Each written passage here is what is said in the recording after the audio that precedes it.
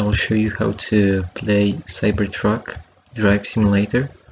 So first you have to go at this link over there, and here you are.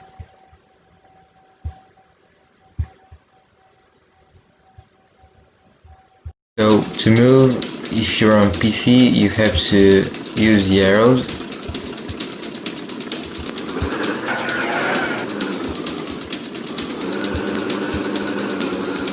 And if you want to change the view, you click right here.